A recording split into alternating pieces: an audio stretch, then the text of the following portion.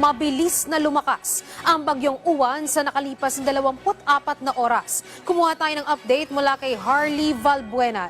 Live, Harley!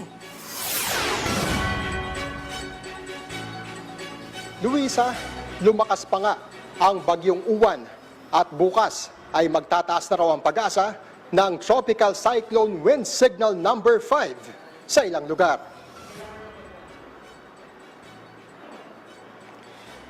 Patuloy na lumalakas ang bagyong Uwan habang papalapit sa Eastern Luzon. Ayon sa Pag-asa, inaasahang bukas ng tanghali o gabi ay magiging ganap na itong super typhoon. Sa 11 a.m. weather bulletin ng Pag-asa, huling namataan ng bagyong Uwan sa layong 680 kilometers silangan ng Borongan City, Eastern Samar o 760 kilometers silangan ng Katarman, Northern Samar. Taglay nito, ang lakas ng hangin aabot sa 140 kilometers per hour at pagbugsong aabot sa 170 kilometers per hour. Kumikilos ito pakanluran sa bilis na 35 kilometers per hour. Nakataas na ang Tropical Cyclone Wind Signal number 2 sa Catanduanes, eastern portion ng Camarines Sur, Albay, Sorsogon, Ticao Islands, Northern Samar, northern portion ng Samar at ang northern portion ng Eastern Samar.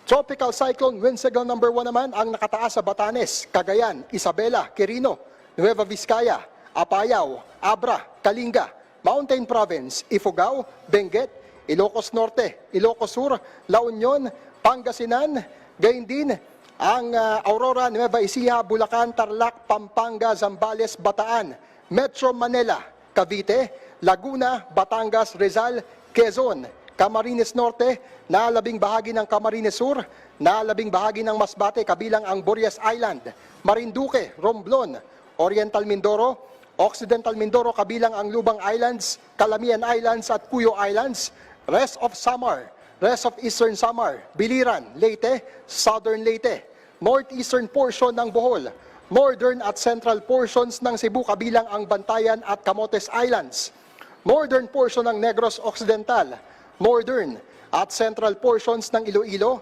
Capiz, Aklan, northern at central portions ng Antique kasama ang Caluya Islands, gayon din ang Dinagat Islands at Surigao del Norte. Pero ayon sa Pag-asa, bukas ay aabot sa hanggang Tropical Cyclone Wind Signal number 5 ang itataas sa mga lugar na tutumbukin ng super typhoon at pinakamalaki ang tsansang itaas ito sa Aurora at Isabela. Sa oras na maging super typhoon ay maaaring magtaglay si Uwan ng 175 hanggang 185 kilometers per hour na lakas ng hangin na kayang makasira ng light structures, makabuwal ng mga puno, magdulot ng malawakang brownout at makaantala sa linya ng komunikasyon. Bukod dito, ibinabala rin ng Pag-asa ang hanggang 3 metrong taas na storm surge o daluyong sa coastal areas ng Eastern Luzon at Eastern Visayas. Samantala, sinabi rin ng Weather Bureau na kasalukuyan ng nagpapakawala ng tubig ang Angat at Ipo Dam. Kaya pinag-iingat na sa mga pagbaha ang mga kalapit na lugar tulad ng maraming bayan sa Bulacan. Luisa, ayon sa Pag-asa, mamayang gabi ay mararamdaman na ang epekto ng bagyong Uwan. Kabilang na dyan ang mga pagulan at kasama sa mga ulanin ay ang Metro Manila. Luisa? Harley, matanong ko lang, nagbago ba yung tinatahak na track nitong bagyo o talagang tutumbukin pa rin nito ang Central Luzon at North Luzon?